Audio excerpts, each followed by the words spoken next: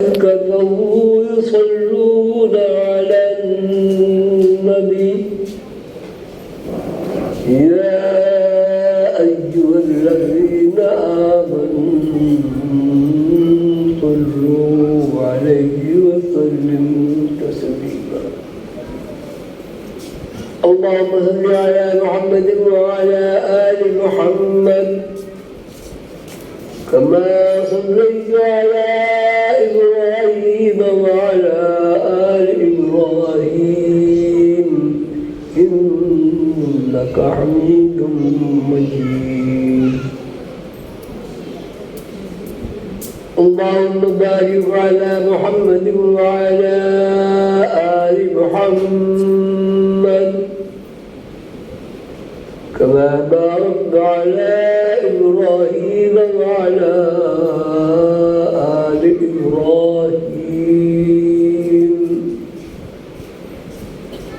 إنك حميد مجيد اللہ تعالیٰ نے جب یہ کائنات بنائی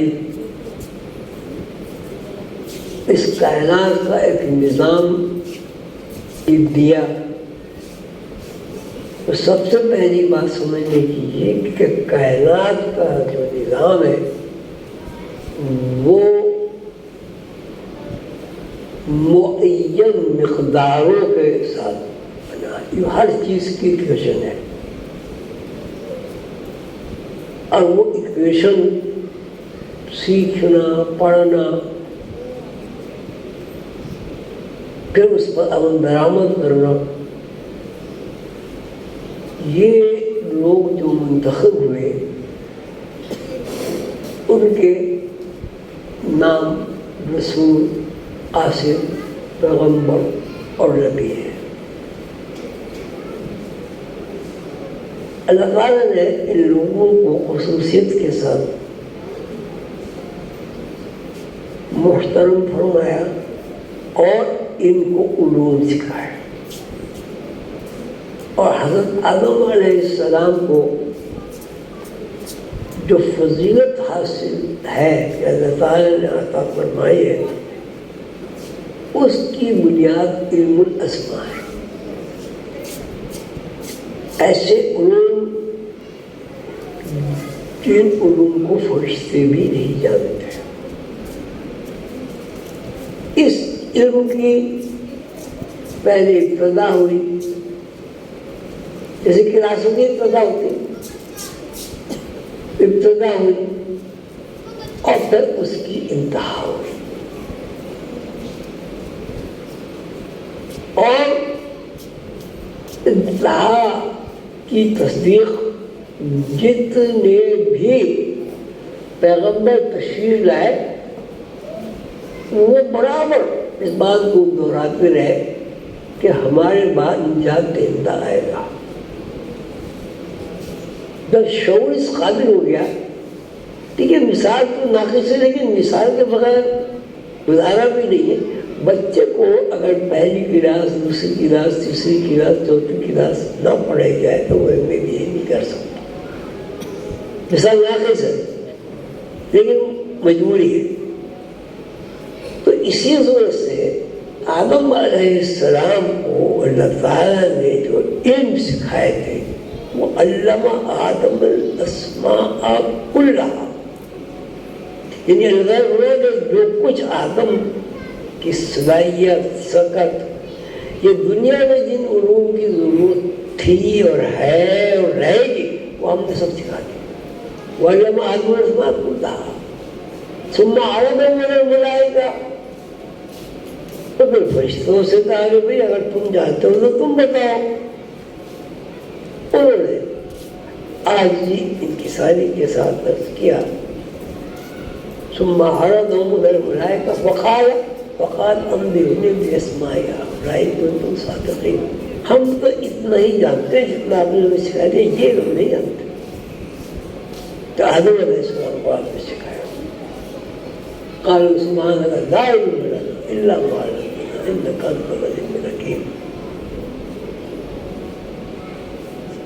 حضرت عیسیٰ علیہ السلام تک جو روایت ہے 1,24,000 پیغمبر ہے، روایت ہے یہ کوئی اس کی، لیکن 1,24,000 کی تعداد میں کوئی کم تو نہیں ہے. تو وہ اور ہر شخص یعنی پیغمبروں نے، ہر مقدس ہستی نے یہ بھی ضرور کہا کہ ہمارے بعد ایک نجات دہندہ آئے گا، یعنی جو اللہ کے دین کی تکمیل کرے گا. اور وہ ہوا الیوم اکملت لکم دینکم، آج کے دن ہم نے دین کی تکمیل کر دی. ورضیت لکم الاسلام دینا، اور ہم نے اس دین کا نام اسلام رکھا، آپ راضی ہو گئے اس کو.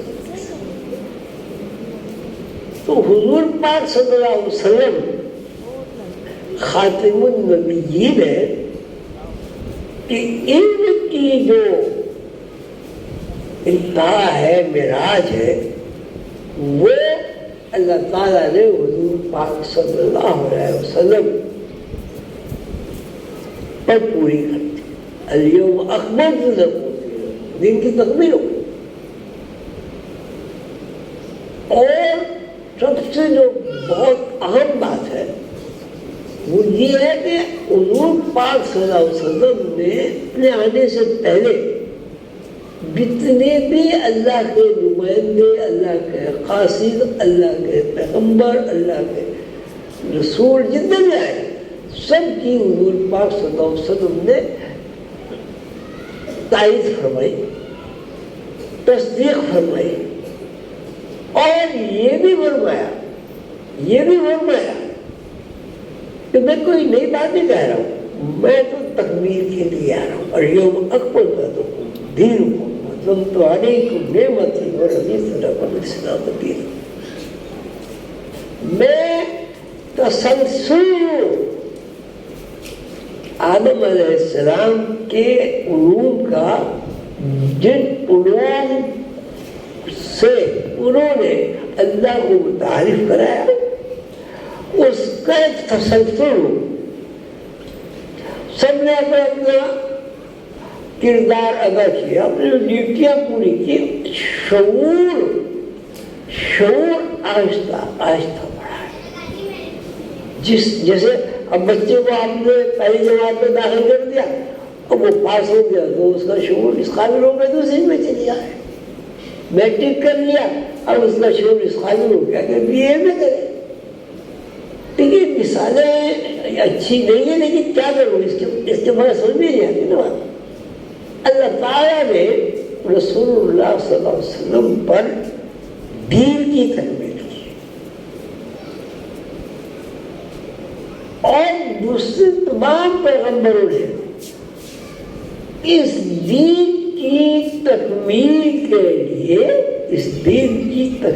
کے لیے وہ سب کچھ بتا دیا اللہ کی مخلوق کو، آدم کو، جو اللہ تعالیٰ چاہتے تھے. اب اس کے بعد تکمیل کا مرحلہ حضور پاک صلی اللہ علیہ وسلم تشریف لائے اور یہ فرمایا کہ میں کوئی نئی بات نہیں کہہ رہا ہوں، میں وہی کہہ رہا ہوں جو میرے بھائی پیغمبر ہیں. تکمیل کے لیے اللہ تعالیٰ نے مجھے بھیجا. تو رسول اللہ صلی اللہ علیہ وسلم کی تعلیمات کا اعجاز یہ ہے کہ اللہ تعالیٰ نے نوع انسانی کو جو علم سکھانا ہے اس علم کی تکمیل حضور پاک صلی اللہ علیہ وسلم پر ہو گئی. جب تکمیل ہو گئی تب ظاہر ضرورت نہیں ہے.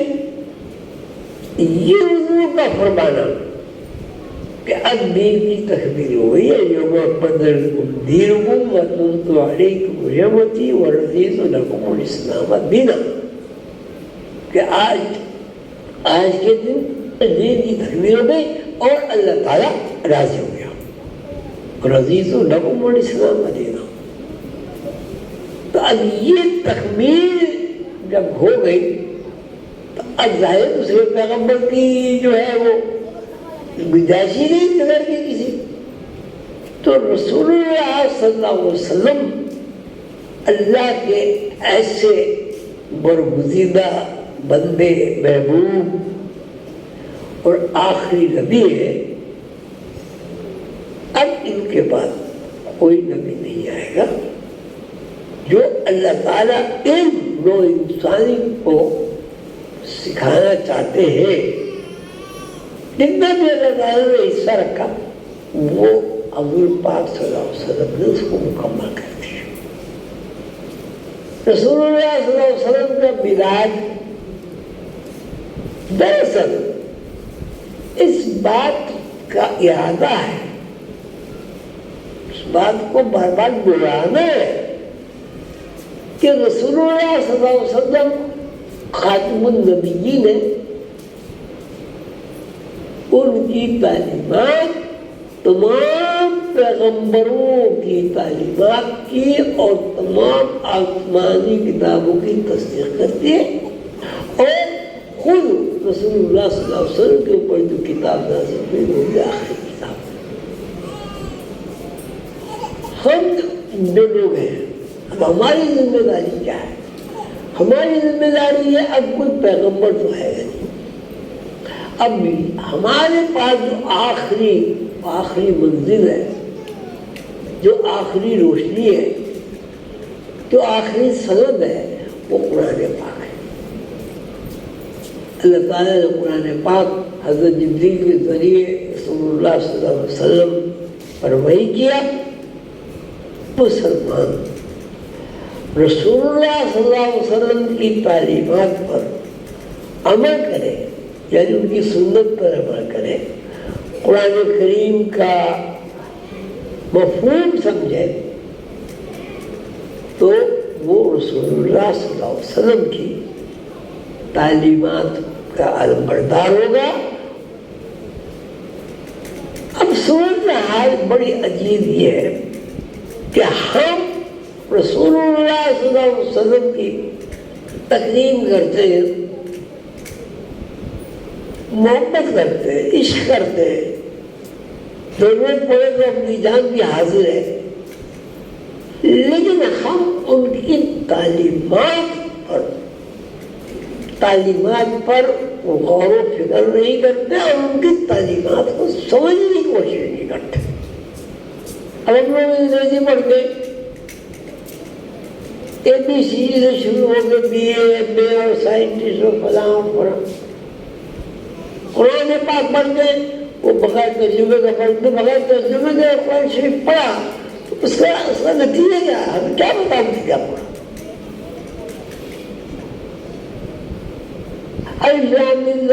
کتاب جا رہا ہے کہ یہ کتاب ایسی ہے کہ اس میں شک نہیں، شبہ نہیں. ہم اپنی زندگی کو جب دیکھتے ہیں، زندگی کا مطالعہ کرتے ہیں تو ہم تو شک سے ہی نہیں کرتے. ہماری زندگی میں شک بہت ہے، بلکہ اب تو دنیا دار میں یہ کہتے ہیں پہلے جب کام کرو اس میں پہلے شک کرو، پھر چھان پھٹک کر کے پھر یقین کرو. ٹھیک ہے، دنیا داری کی بات. اللہ کی بات یہ ظاہر کر کتاب، یہ کتاب لا ہے، اس میں شک نہیں ہے، فی ہے، شک نہیں ہے. اور یہ کتاب کس کو ہدایت دیتی ہے؟ متقی لوگوں. اب یہ ادھر مسلمین نہیں ہے، ادھر متقین ہے. اللہ تعالیٰ میں متقی کون لوگ ہیں؟ اللہ جی نا کون لوگ ہیں وہ متقی؟ جو غیب پر یقین رکھتے ہیں، یؤمنون بالغیب. اور وہ کہیں گے کہ جو غیب پر ایمان رکھتے ہیں تو جو ہے کبھی تو کوئی ترجمہ ہوگا بھائی. غیب پر یقین رکھتے ہیں، یقین بغیر مشاہدے کے نہیں ہوتا، اس میں کہیں نہ کہیں ضرور شک شبہ آ جائے گا. یقین رکھتے ہیں الذین یؤمنون بالغیب، یقین رکھتے ہیں یعنی غیب سے واقف ہیں، غیب کو دیکھتے ہیں اور غیب کی زندگی میں داخل ہیں۔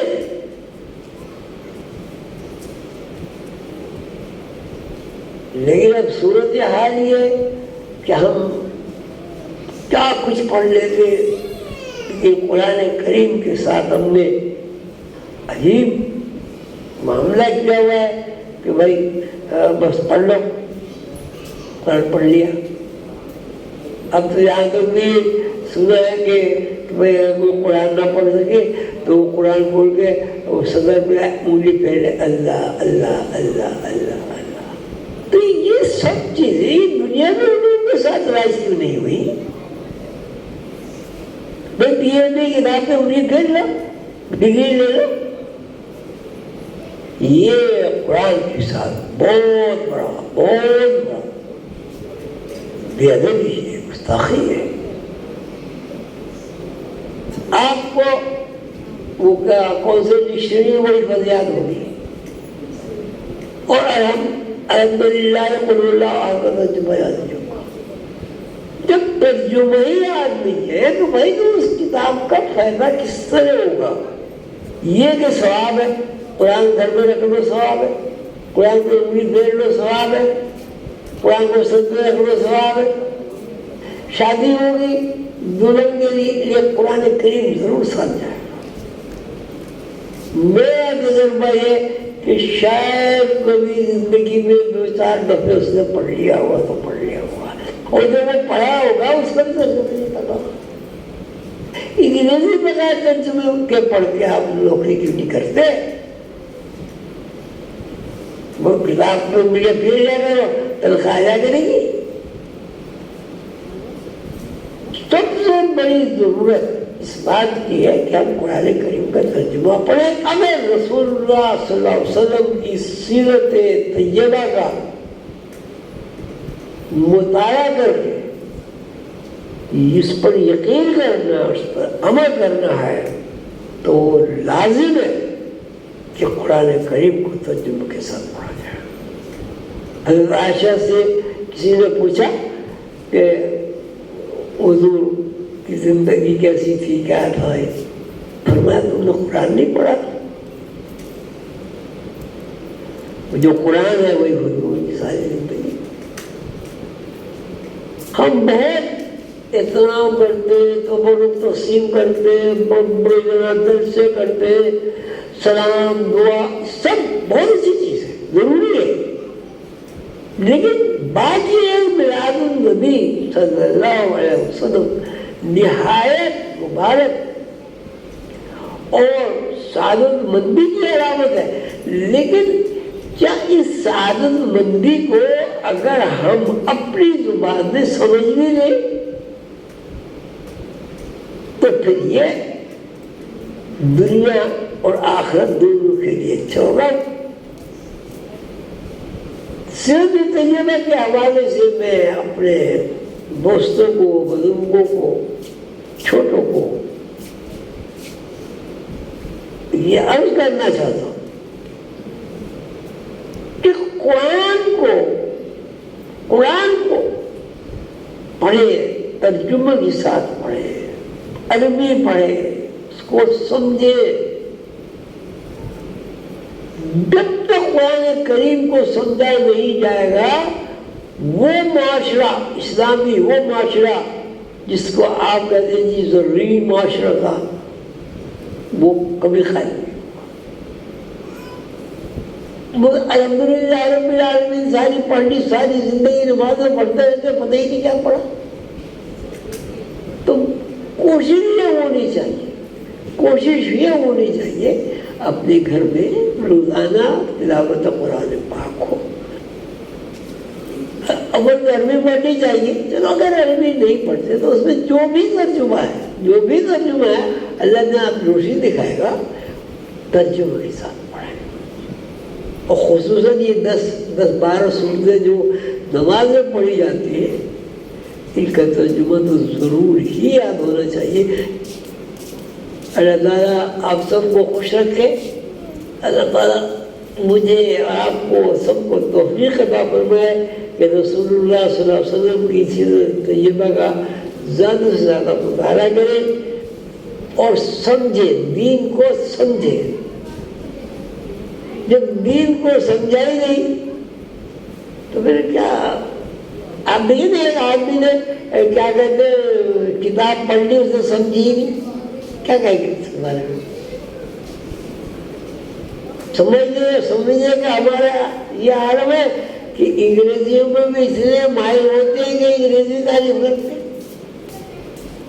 جن کی مادری زبان ہے، اور قرآن پاک کا یہ بس سن رہے ہیں، پڑھ رہے ہیں، سن رہے ہیں، پڑھ رہے ہیں۔ تو بھائی تھوڑا سا وقت نکال کے، اور قرآن پاک کو پتہ ہے 50% سے زیادہ الفاظ ہیں عربی کے جو اچھی اردو میں بولے جاتے ہیں۔ الحمد للہ ہے، رب عالمین، رحمان، رحیم، مالک، صراط مستقیم، یہ لفظ کیا آپ نے روزانہ نہیں بولے جاتے زبان اس میں گفتگو میں؟ تو اگر صرف آدمی یہ تلاش کرے کہ یہ قرآن کریم کی جو میں آیت پڑھ رہا ہوں اس میں ہم اردو میں لفظ بول سکتے ہیں، آدھا مسئلہ ہو جائے گا۔ یہ اگر ذرا سا بھی آپ بول ڈالیں، آپ بولتے ہیں ان کو زبان میں،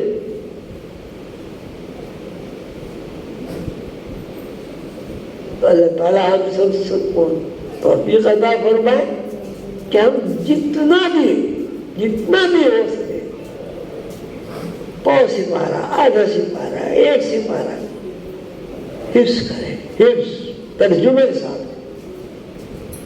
اس سے یہ ہوگا انشاءاللہ آئندہ بھی ہمیں ذوق ہوگا، یاد کرنے کا، اور قرآن سمجھنا آسان ہے۔ اس لیے خالق کائنات اللہ تعالیٰ نے فرمایا ہے وَلَقَدْ يَسَّرْنَا الْقُرْآنَ لِلذِّكْرِ فَهَلْ مِن مُدَّكِرٍ۔ ہم نے قرآن کا پڑھنا، قرآن کا سمجھنا آسان کر دیا، ہے کوئی سمجھنے والا؟ جن زبانوں کے لیے اللہ تعالیٰ نے یہ نہیں فرمایا ہم تو اس میں ماسٹر ہو جاتے ہیں، اس کے لیے تو اللہ تعالیٰ نے وعدہ فرمایا۔ اللہ تعالیٰ آپ سب کو خوش رکھے۔ جتنے بھی حضرات میلاد النبی صلی اللہ علیہ وسلم کی اس پاکیزہ، مقدس، مطہر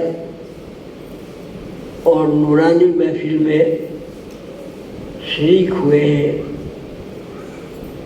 میرے سمیت دعا ہے اللہ تعالیٰ ہماری حاضری کو قبول فرمائے اور رسول اللہ صلی اللہ علیہ وسلم کی سیرت طیبہ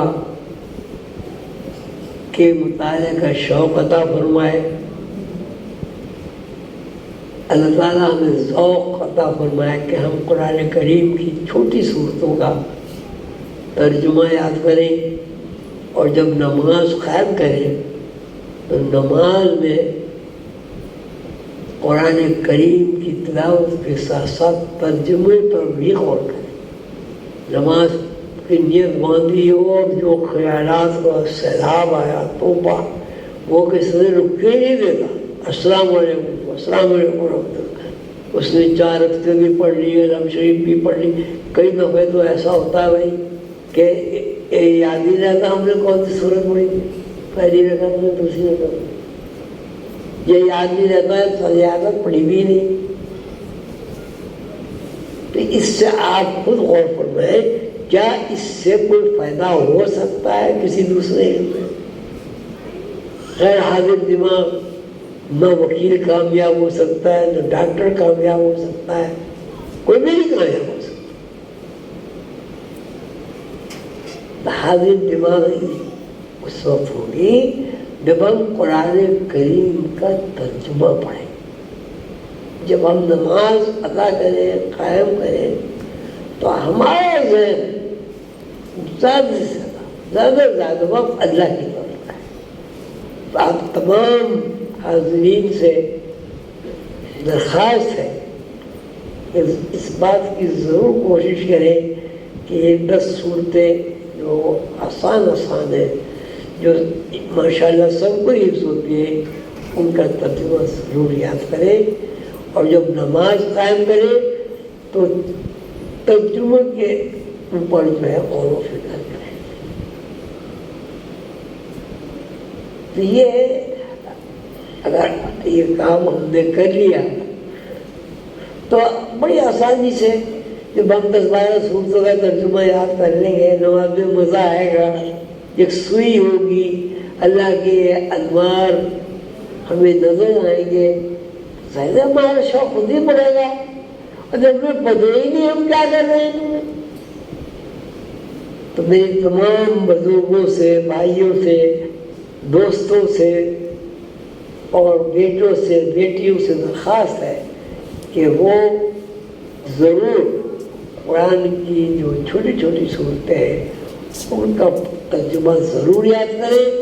انشاءاللہ اس سے یہ ہوگا کہ آپ کو مزید قرآن پاک کا ترجمہ پڑھنے کا یا کرنے کا شوق ہوگا، اور یہ شوق ہی انشاءاللہ نجات کا ذریعہ بنائے گا۔ اللہ تعالیٰ آپ سب کو خوش رکھے، مجھے اور آپ کو اور تمام مسلمانوں کو اللہ تعالیٰ توفیق عطا فرمائے کہ ہم قرآن کریم کی ہدایت اور رسول اللہ صلی اللہ علیہ وسلم کی سنت کے مطابق زندگی گزاریں، اور یہ جو آج کل کے ماحول میں فریضی ہو رہی ہے یہ اللہ تعالیٰ کے لیے انتہائی درجے ناپسند ہے۔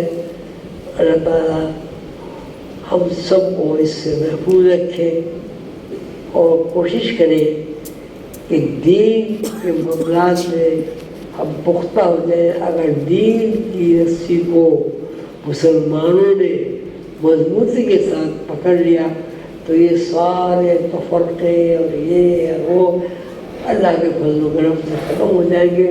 وَاعْتَصِمُوا بِحَبْلِ اللَّهِ جَمِيعًا وَلَا تَفَرَّقُوا، اللہ کی رسی کو مضبوطی کے ساتھ پکڑ لو اور تفرقہ نہ ڈالو، فرقے ختم ہو جائیں گے۔ اور جب تفرقے ختم ہو جائیں گے، ایک اللہ ہے، ایک رسول ہے، قرآن کریم ایک ہے، جب یہ سب چیزیں ایک ہے تو مسلمان بھی ایک ہے، تو معاشرہ تبدیل ہو جائے گا۔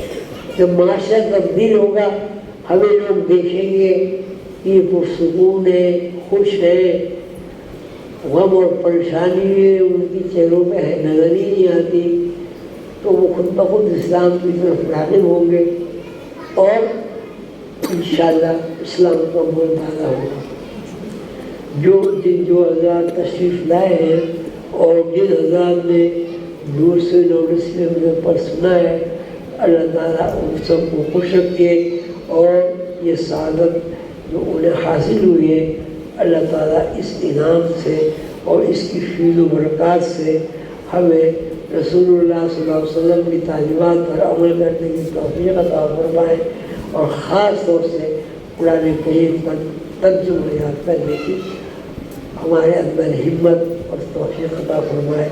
آمین یا رب العالمین۔ آپ جو حضرات تشریف لائے، جتنے بھی میرے بزرگ، میرے بھائی، میری بہنیں، میری مائیں، سب کو میں مبارکباد پیش کرتا ہوں اور درخواست کرتا ہوں، پھر درخواست کرتا ہوں کہ قرآن کی جو صورتیں آپ کو حفظ یاد ہیں ان کا ترجمہ ضرور یاد کریں۔ انشاءاللہ اس سے آپ کو نماز میں دل لگے گا، یکسوئی ہوگی، ہو سکتا ہے اتنی ذہنی یکسوئی ہو جائے، دل اتنا روشن و منور ہو جائے کہ آپ کو رسول اللہ صلی اللہ علیہ وسلم کی زیارت ہو جائے۔